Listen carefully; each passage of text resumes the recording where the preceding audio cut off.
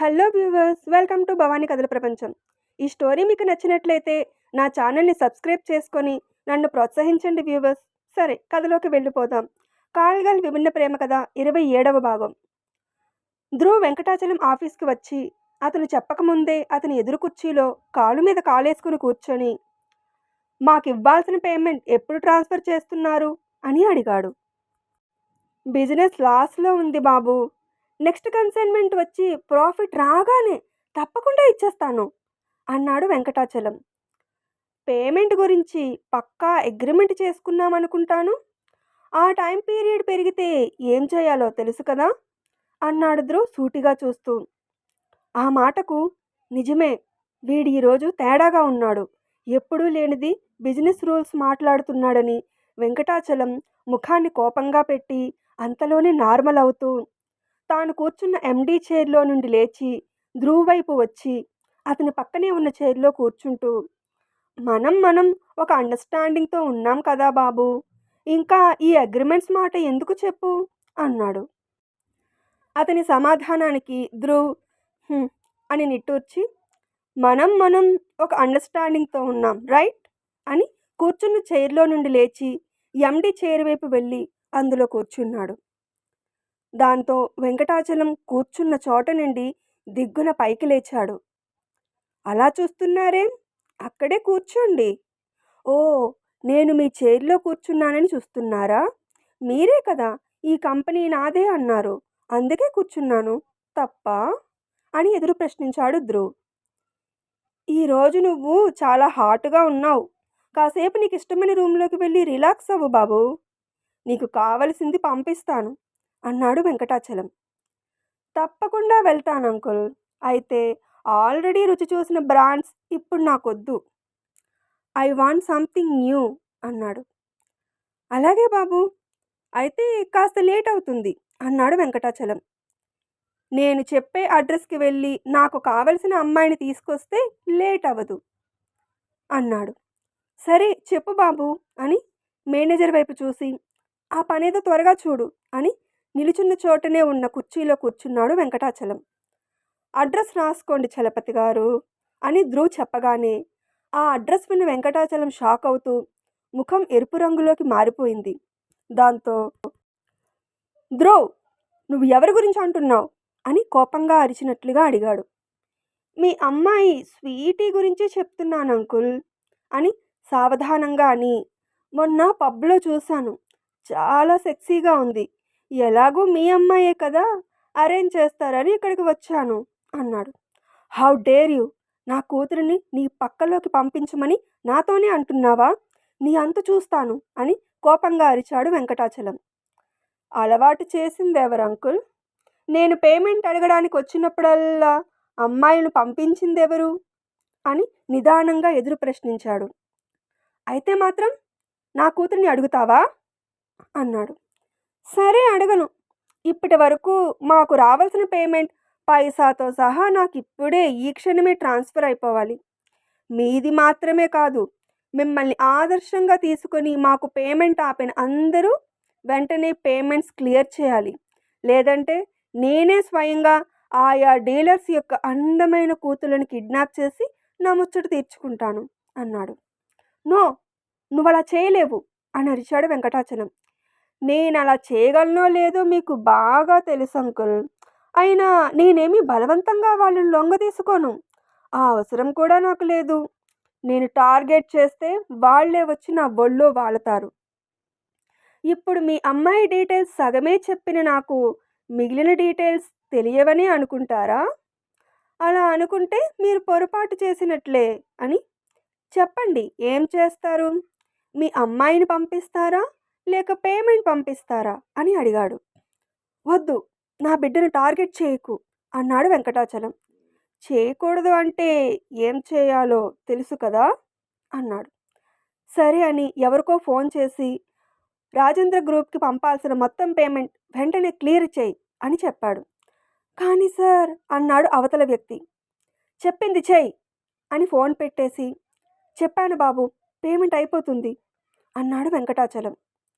నేను ఇంకా ఏదో చెప్పాను అన్నాడు ధ్రువ్ ఈజీ చైర్లో అటూ ఇటూ ఊగుతూ. దాంతో ఇంకెవరికో ఫోన్ చేసి వెంటనే రాజేంద్ర గ్రూప్‌కి పంపాల్సిన అన్ని పేమెంట్స్ క్లియర్ చేయమని అందరికీ చెప్పు అన్నాడు. ఎందుకు సార్? చేయకపోతే నష్టమేంటి? ఇన్ని సంవత్సరాలు పేమెంట్ చేయకపోతే ఏమీ చేయలేని వాళ్ళు ఇప్పుడేం చేస్తారు? మీరెందుకు అంత కంగారుగా మాట్లాడుతున్నారు? అని అడిగాడు అవతల వ్యక్తి. నా కంగారుకి కారణం కావాలా? అని. నీకెంతమంది కూతుళ్ళున్నారు? అని అడిగాడు వెంకటాచలం. ఇద్దరు అన్నాడు అవతల వ్యక్తి. ఇద్దరికీ ఒకడే మొగుడుగా వస్తే పర్వాలేదా? అని అడిగాడు. అలా ఎలా ఒప్పుకుంటాం? అన్నాడు అవతల వ్యక్తి. ఒప్పుకోనంటే వెంటనే పేమెంట్ పంపు, అర్జెంట్, లేదంటే నేను చెప్పిందే నిజమవుతుంది అన్నాడు వెంకటాచలం. ఆ మాటకు అవతలి వ్యక్తి కంగారు పడుతుంటే, మెసేజ్ అందరికీ వెంటనే పాస్ చేయి అని అరిచినట్లుగా చెప్పి ఫోన్ పెట్టేసి ముఖానికి పట్టిన చెమటను తుడుచుకుంటూ, చెప్పాను బాబు అన్నాడు వెంకటాచలం. సరే, ఇప్పటికి వెళ్తాను. ఈరోజే అన్ని పేమెంట్స్ రాలేదంటే మళ్ళీ ఇక్కడికి రాను. ఎక్కడికి వెళ్తానో చెప్పాల్సిన అవసరం లేదనుకుంటాను అన్నాడు. అర్థమైంది బాబు అన్నాడు వెంకటాచలం. గుడ్ అనేసి ఆ ఆఫీస్ నుండి లిఫ్ట్లో సెల్లార్లోకి వచ్చేసరికి ఎదురుగా ఓ డజన్ మంది రౌడీలు కనిపించారు. ఓరి నీ పీత బ్రెయిన్గా, నీకస్సలు భయం లేదురా. కూతురిని ఇన్వాల్వ్ చేసినా నాకు మర్యాద చేయాలని అనుకున్నావు కదా? సరే, ముందు వీళ్లకు మర్యాద చేసి తర్వాత నీ పని చెప్తాను అనుకొని, ఏంట్రా మీ గోల అన్నాడు. బేబీస్ బాడీస్తో ఆడుకునే నీ బాడీతో ఈరోజు మమ్మల్ని ఆడుకోమన్నాడురా మా బాస్ అన్నాడొకడు. ఇంకెందుకు ఆలస్యం, ఎవరికి ఏ పార్ట్ కావాలో వచ్చి తీసుకోండి అని నిలుచున్న చోటనే ఉండిపోయాడు ధ్రువ్. దాంతో రౌడీలలో మొదటగా వచ్చినవాడు చేయి ఎత్తి ధ్రువుని కొట్టాడు అని అనుకున్నాడు పాపం. కానీ ధ్రువ్ అప్పటికే వాడి గుండెల మీద గుద్దడంతో ఆ రౌడీయే ముక్కులో నుండి రక్తం కక్కుతూ నేలవాలిపోయాడు. దాంతో మిగిలిన అందరూ ఒకేసారి అటాక్ చేశారు. వాళ్లలో తనని చేరిన మొదటివాడి కడుపులో ధ్రువ్ చేతి నరాలను బిగబట్టి పిడికిలితో ఒక గుద్దు గుద్దేసరికి వాడు వెనుక ఉన్న వాళ్ళను చెల్లా చెదురుగా తోసేస్తూ అల్లంత దూరం వెళ్ళి పడ్డాడు. ధ్రువ్ అది చూసి, అమ్మా తీర్థాలు, నీ మాట వింటే అంతా వైలెన్స్ వైలెన్స్, అదే నాకు నచ్చిన పని చేస్తే అంతా సైలెన్స్ సైలెన్స్ అని ఇంటి మీద, ఆస్తి మీద, కంపెనీ మీద, అలాగే నీ మీద కూడా నాకు హక్కు ఉంది అని నిరూపించుకోవాలి అంటే ఈ మాత్రం వైలెన్స్ తప్పదు. ఏం చేస్తాం, ఫైట్ చేసే తీరాలి అని అనుకున్నాడు. చెల్లా చెదురుగా పడిన వాళ్ళు లేచి ధ్రువ్ మీదకు వస్తే ఏ ఒక్కడి దెబ్బ తన మీద పడకుండా అందరికీ పిడిగుద్దులు గుద్దాడు. ఇదంతా సీసీ కెమెరాలో చూస్తున్న వెంకటాచలం, నా పంతం తీరే సమయం దగ్గర పడుతుంది అని అనుకుంటే వీడికేదో జ్ఞానోదయం అయినట్టు రూల్స్ మాట్లాడుతూ ఇప్పుడు ఇలా విరుచుకు పడుతున్నాడు. నేను మళ్ళీ ఆ రాజేంద్ర జితేంద్ర ముందు ఓడిపోవడమేనా అని పిడికిలి బిగుస్తూ ఉక్కురోష పడిపోతున్నాడు. అందరినీ ఫినిష్ చేసి ధ్రువ్ కెమెరా వైపు చూస్తూ, నువ్వు పంపిన రౌడీలు ఫెయిల్ అయ్యారు, కానీ నేను నా నెక్స్ట్ టార్గెట్ని ఫెయిల్ అవ్వను అన్నాడు కళ్ళెగరేస్తూ. పంతం తీరడానికి కూతురిని పణంగా పెట్టలేను అనుకొని వెంటనే వెంకటాచలం ధ్రువ్కి ఫోన్ చేసి, క్షమించు బాబు, ఇంకోసారి తప్పు చేయను, నాకున్నది ఒక్కతే కూతురు అన్నాడు వేడుకోలుగా. ఈ భయం నటనైతే నేను నా టార్గెట్ని మిస్ అవ్వను. దీన్ని దృష్టిలో పెట్టుకొని ఆర్డర్స్ ఆపినా, ఇంకోసారి అటాక్ లేదా పేమెంట్ ఆపడం రిపీట్ అయినా ఇక మీటింగులు ఉండవు అని వార్నింగ్ ఇచ్చి ఫోన్ కట్ చేసి కారులో కూర్చొని స్టార్ట్ చేసుకొని వెళ్ళిపోయాడు ధ్రువ్. ఆఫీస్కి వచ్చేసరికి జితేంద్ర ఎదురెళ్ళి, ధ్రువ్, ఈరోజు వండర్ జరిగిందిరా. మన డీలర్స్ ఒక్కొక్కరుగా ఏదో ఉద్యమంలా మారి పాత బకాయిలన్నీ ట్రాన్స్ఫర్ చేసేస్తున్నారు. అలాగే మనకు ఆర్డర్స్ మీద ఆర్డర్స్ ఇస్తున్నారు. ఇదే స్పీడ్ కంటిన్యూ అయితే మనం నెంబర్ 1 పొజిషన్కి తొందరలోనే వెళ్ళిపోతాం. రాజేంద్ర గ్రూప్ ఆఫ్ కంపెనీస్ వైభవం ఇది వరకటిలా మారిపోతుంది అన్నాడు ఉద్వేగంగా. తండ్రి ఆనందం చూసి కూడా, నాకు తెలిసిన విషయమే నాకు చెప్పకు అని కేర్లెస్గా అంటూ తన క్యాబిన్ వైపు కదిలాడు ధ్రువ్. వాట్, నీకు తెలిసిన విషయమా అని అంటూ తండ్రి కొడుకు క్యాబిన్లోకి వచ్చి, నువ్వేమంటున్నావు అని అడిగాడు. ఆ వెంకటాచలం మన ముసలోడి మీద కక్ష కట్టి మన కంపెనీ దివాలా తీయాలని వాడు పేమెంట్స్ ఆపడమే కాకుండా మన డీలర్స్ అందరి చేత కూడా పేమెంట్స్ ఆపించాడు. అందుకే ఎవడికి కోటా ఇవ్వాలో వాడికిస్తే అందరూ లైన్‌లోకొచ్చేశారు" అన్నాడు. "వాడి గురించి నీకెలా తెలిసింది?" అని అడిగాడు తండ్రి అనుమానంగా. "ఎప్పుడూ అమ్మాయిలతో తిరగడమే కాదు, అప్పుడప్పుడు బుర్ర కూడా వాడతాను. డబ్బు విసిరితే జరగని పని అంటూ ఏముండదు" అని అంటున్న ధ్రువ్‌కి తీర్థ గుర్తుకు వచ్చింది. దాంతో "డబ్బు విసిరినా కొన్ని పనులు అవ్వవు" అని మనసులో అనుకొని, వీడి పేమెంట్స్ ఆపిన దగ్గర నుండే మనకి మిగిలిన వాళ్ళ నుండి కూడా ఆగాయి. అందుకే అనుమానం వచ్చి వాడి మనిషికే డబ్బు ఎరవేసి విషయం తెలుసుకున్నాను అని చెప్పాడు. అదంతా విన్న జితేంద్ర ఉబ్బి తబ్బిబ్బైపోతూ, "వెల్ డన్ మై బాయ్! మొదటిసారి మీ తాతలా ఆలోచించావు. I'm proud of you my son" అని కొడుకుని అమాంతం హత్తుకున్నాడు. ఈ హఠాత్ పరిణామానికి ధ్రువ్ షాకయ్యాడు. తండ్రి ఆలింగనాన్ని కొత్తగా ఫీలయ్యాడు. ఇదివరకు డబ్బు కోసం వచ్చిన అమ్మాయిల కౌగిలి మాత్రమే తెలిసిన ధ్రువ్‌కి తండ్రి స్పర్శ కొత్తగా ఉంది. జితేంద్ర కొడుకు నుండి వేరుపడి, "నువ్వు ఒక్క క్షణం బుర్ర పెడితేనే ఇంత చేస్తే, ఈ కంపెనీ నీదే అన్నట్లుగా ఆలోచిస్తే ఇంకెంత అభివృద్ధి చేస్తావో కదా" అని మెచ్చుకొని, "keep it up my boy" అనేసి తన క్యాబిన్‌కి వెళ్ళిపోయాడు. టర్నోవర్ పెరిగింది అనే విషయం కన్నా తండ్రి స్పర్శే ధ్రువ్‌ని ఏదో తెలియని అనుభూతికి లోనయ్యేలా చేసింది. దాంతో తన చైర్‌లో కూర్చొని ఏదో ఆలోచిస్తూ ఉండిపోయాడు. సాయంత్రం జితేంద్ర ఆఫీస్ నుండి తొందరగా ఇంటికి వచ్చి తండ్రి గదికి వెళ్ళాడు. సోఫాలో ఏదో పుస్తకం చదువుతున్న రాజేంద్ర కొడుకు తన గదిలోకి రావడం చూసి ఆశ్చర్యపోతూ, "ఏంటి నాన్న ఇలా వచ్చావు? ఏం జరిగింది?" అని ఆతృతగా అడిగాడు. అతను సోఫాలో తండ్రి పక్కన కూర్చుంటూ, "ఈరోజు ధ్రువ్ ఏం చేశాడో తెలుసా? లాస్‌లో ఉన్న బిజినెస్‌ని మంచి స్థాయికి వెళ్ళేలా చేశాడు.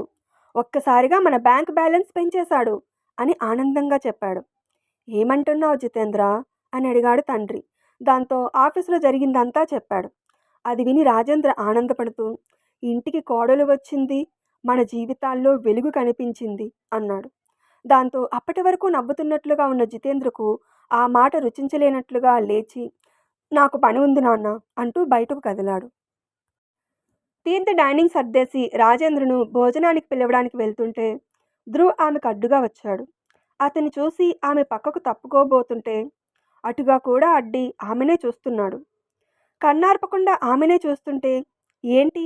అని నొసలు ముడుస్తూ అడిగింది. దాంతో ఆమె వైపే సూటిగా చూస్తూ అతను వేసుకున్న బ్లేజర్ వైపు చూపిస్తూ, "నేను వేసుకున్న ఈ బట్టలు, అనుభవిస్తున్న ఈ ఐశ్వర్యం నా కష్టార్జితమా అని అడిగావు కదా! ఈ ఆస్తి మీద నాకేం హక్కుందని నిలదీశావు కదా! హక్కు సంపాదించాను. ఈరోజు నా కంపెనీ టర్నోవర్ డబుల్, ట్రిపుల్ అయ్యింది. దివాలా అనే మాటే ఇకపై వినపడని విధంగా నా బిజినెస్ పై స్థాయికి వెళ్ళింది" అని చెప్పి, "ఇప్పుడు ఒప్పుకుంటావా నాకు వీటన్నింటి మీద హక్కుందని" అని అడిగాడు. అతను చెప్పింది విని ముడిచిన కనుబొమలు వదులవుతుండగా, "ఒక్కరోజు విజయానికే ఇలా గర్వపడుతూ హక్కుల గురించి మాట్లాడుతున్నారా? దీన్ని శాశ్వతం చేసి చూపించండి" అంది తీర్థ బెదరకుండా. దాంతో ఆమె నడుం చుట్టూ చేయి వేసి విసురుగా దగ్గరకు లాక్కున్నాడు. ఈ హఠాత్ పరిణామానికి అదిరిపడుతూ, ఎవరైనా వస్తున్నారేమో అని అటూ ఇటూ బెదురుగా చూస్తూ, "నట్టింట్లో ఏంటిది? నన్ను వదలండి" అని అతని బాహువుల మధ్యలో వేగంగా కదులుతుంది. ఇప్పటి వరకు బెదరకుండా మాట్లాడిన అందం ఆమెను చుట్టుకోగానే అలా గింజుకోవడం చూసి కూడా ఆమెను వదలకుండా అదురుతున్న ఆమె పెదవుల వంక చూసి అటుగా కదిలాడు. "నట్టింట్లో ఏం చేస్తున్నారు? వదలండి, దూరం జరగండి" అని అతని గుండెలపై ఉన్న ఆమె చేతులతో దూరం జరగడానికి చూస్తూ పెనుగులాడుతుంటే, అప్పుడే ఈ లోకంలోకి వచ్చినట్లుగా అయ్యి, ఎక్కడ ఉండి ఏం చేస్తున్నాను అనుకొని ఆమె వదనానికి కాస్త దూరం జరిగి ఆమె వైపే చూస్తూ తన పెదవులను తడుపుకొని, "శాశ్వతంగా హక్కు సాధించి చూపిస్తాను, బిజినెస్ మీద, అలాగే నీ మీద కూడా" అనేసి ఆమెను విసురుగా దూరం నెట్టి తన గదికి వెళ్ళిపోయాడు. దాంతో అదురుతున్న గుండెల మీద చేతులు వేసుకొని ఆయాసం తీర్చుకొని, ఎవరూ చూడలేదు కదా అని చుట్టూ చూసుకొని, అతను అలా చుట్టుకుంటుంటే ప్రాణం పోతున్నట్లుగా ఉంటుంది అని మనసులో అనుకొని తన ఆలోచనలను విదిలించుకొని డిన్నర్ తినడానికి రాజేంద్రను పిలవడానికి వెళ్ళింది తీర్థ. తండ్రి గది నుండి బయటకు వచ్చిన జితేంద్ర ధ్రువ్ తీర్థను అడ్డడంతో అక్కడే ఆగిపోయి స్తంభం చాటున ఉండి వాళ్ళ సంభాషణ విని ఏదో ఆలోచిస్తూ తన గదికి వెళ్ళిపోయాడు. నాన్న చెప్పింది నిజమే. ఇంటికి కోడలు వచ్చింది. ఇన్ని నాళ్ళు బిజినెస్ గురించి పట్టించుకొని నా కొడుకు తీర్థ మీద పంతానికైనా పగ్గాలు తీసుకున్నాడు. నువ్వు నిజంగా గ్రేట్ తీర్థ. ఇంతకాలం నేను చేయలేని పనిని నువ్వు చేసి చూపించావు. కానీ అది ఒప్పుకోవడానికి నా అహం అడ్డు వస్తుంది. నేనెప్పుడో ఓడిపోయాను కానీ ఒప్పుకోలేను అని అనుకున్నాడు. రాజేంద్రుని పిలిచి తిరిగి డైనింగ్ వైపు వస్తున్న తీర్థకు అడ్డుగా గిరీష్ నిలుచున్నాడు. అడ్డం తప్పుకో అన్నయ్య అంది. అన్నయ్య అన్నాడు ముఖం చిరాకుగా పెడుతూ. నీ మనసులో ఆ ఫీలింగ్ ఉన్నా లేకపోయినా నువ్వు ఆయనకి బావమరిదివి అయినప్పుడు నేను నీకు చెల్లినే అవుతానన్నయ్యా. పిచ్చి వేషాలు వేయడం మానేసి ఇకనైనా బుద్ధిగా ఉండన్నయ్యా అనేసి మరోవైపు కదిలింది. అటు కూడా వాడు అడ్డుపడుతూ బుద్ధిగా ఉండకపోతే అని పొగరుగా అడిగాడు. నేనేమి చేయను. ఇదివరకు నేను ఆయన భార్యని కాకముందే నిన్నెలా కొట్టారో గుర్తుంది కదా. ఇక ఇప్పుడు భార్యనయ్యాను. నా గురించి తప్పుగా ఆలోచిస్తే ఎలా కొడతారో నీ ఊహకే వదిలేస్తున్నాను అని మరోవైపు కదలబోయింది. ఏంటే ఏదో ఒకసారి వాడి చేత తన్నులు తిన్నానని వాడి పేరు చెప్పి తెగ బిల్డప్ ఇస్తున్నావు అని అంటూ ఆమె మీదకు వస్తున్నాడు. ఇంకా ఉంది. ఇప్పుడిక్కడ ఏం జరుగుతుంది? చెల్లెలు వరుస అవుతుంది అని కూడా చూడకుండా చెడు దృష్టితో చూస్తున్న గిరీష్కి బుద్ధి ఎవరు చెప్తారు? జితేంద్రకు తీర్థ పట్ల మంచి భావన కలుగుతుంది. మరి కోడలిగా ఒప్పుకుంటాడా? ఈ విషయాలు తదుపరి భాగంలో విని తెలుసుకుందాం. స్టోరీ నచ్చితే కామెంట్ చేసి అప్డేట్కి లైక్ కొట్టి షేర్ చేయండి వ్యూవర్స్. ఇంకా నా ఛానల్ ఎవరైనా సబ్స్క్రైబ్ చేసుకోకపోతే వెంటనే సబ్స్క్రైబ్ చేసుకొని నన్ను ప్రోత్సహించండి వ్యూవర్స్. సరే, మరో స్టోరీ అప్డేట్తో మళ్ళీ మీ ముందుకు వస్తాను. అప్పటి వరకు సెలవు.